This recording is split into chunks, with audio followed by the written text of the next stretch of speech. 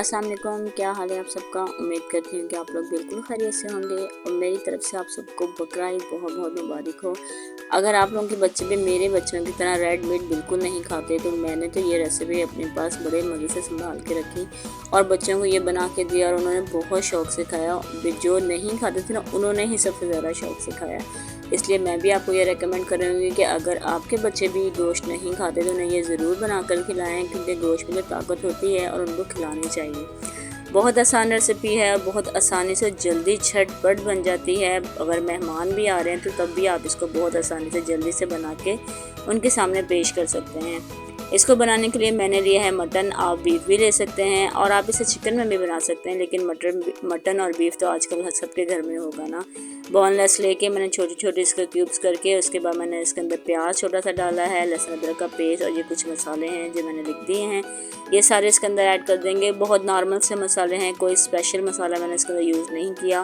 Food colour जो है वो ऑप्शनल है, अगर आप चाहें तो स्किप कर सकते हैं, लेकिन इससे कलर थोड़ा खूबसूरत आ जाता है। और इसके ऊपर हम लेमन डाल देंगे। अगर लेमन नहीं है तो आप इसके अंदर जो है वो विनेगर भी डाल सकते हैं, जिससे थोड़ा सा खट्टा टेस्ट आ जाएगा और इसका जो टेस्ट है वो ज़्यादा अच्छा हो जाएगा। मैंने तकरीबन इसके ऊपर 2 लेमन जो थे वो मैंने इसके अंदर इसका लेमन जूस डाल दिया और इसको मैं अच्छी तरह से मिक्स कर लूँगी।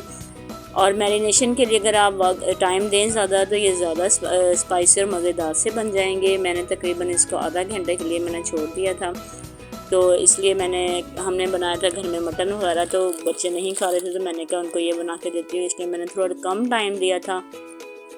आप चाहें तो इस तरह मैरिनेट करके फ्रिज में रख सकते हैं और जैसे कोई मेहमान आए तो आराम से बना के उनको दे सकते हैं। इसके बाद मैंने इसको प्रेशर कुकर में रख दिया और अगर आपके पास थोड़ी सी फैट चर्बी वगैरह है ना तो वो भी थोड़ी सी ऐड कर दें, तो उससे और भी ज़्यादा मज़ेदार टेस्ट बन जाता है। इसके बाद इसको हम तकरीबन 10 मिनट तक मैंने इसको हल्के चूल्हे पे जो है मैंने इसको पकाया और इससे ये बहुत अच्छा गल गया। ये देखें बहुत अच्छे तरीके से ये कुक हो चुका था। उसके बाद मैं इसको थोड़ा सा ठंडा होने दूंगी और इसका जो पानी अगर रह जाए इसके अंदर तो आप उसको उसी के अंदर ही खुश कीजिएगा, उसको मतलब कि इसको पानी में से निकालिएगा नहीं, उसकी जो यखनी बचेगी।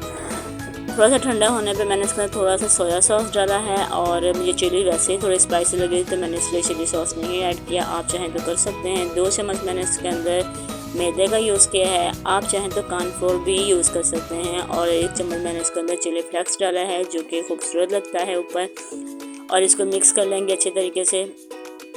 इसको मिक्स करने के बाद आप इसको फ्राई जब करेंगे, अगर इस स्टेज पे आप इसको मिक्स करके फ्रीज़र में रख सकते हैं तो रख लीजिए एयर टाइट जार में, और जब भी बच्चों का दिल करे या मेहमान आए तो आप आसानी से निकाल कर जो है फ्राई करके उनके आगे पेश कर सकते हैं, क्योंकि ये हमने ऑलरेडी गला लिया है तो ये बिल्कुल भी जो है वो कच्चापन या खड़ा हुआ नहीं होगा ना। इसको अच्छी तरह मिक्स करने के बाद जो है मैंने इसको अब फ्राई करेंगे इसको, और बच्चों को तो ये चटखारा बोटी जो थी वो बहुत मज़ेदार लगी और बहुत आसानी के साथ ये रेडी हो जाएगी। और इसके अंदर जो मैदा डाला था उसकी वजह से इसने ज़रा भी पानी वगैरह नहीं छोड़ा, ये बिल्कुल ड्राई थी। ऑयल का हम मीडियम फ्लेम पे रखेंगे, बहुत हाई नहीं करेंगे, क्योंकि ज़्यादा हाई करने से जो गोश्त है वो थोड़ा सख्त हो जाएगा, इसलिए इसको मीडियम फ्लेम पे रखिएगा। और जब इसको गलाइएगा तो कोशिश कीजिएगा इसको थोड़ा अच्छी तरह गला लीजिएगा ताकि ये थोड़ी सख्त सी ना हो, क्योंकि अगर ये जितनी ज़्यादा गली होगी ये उतनी ही जूसी अच्छी बनेगी।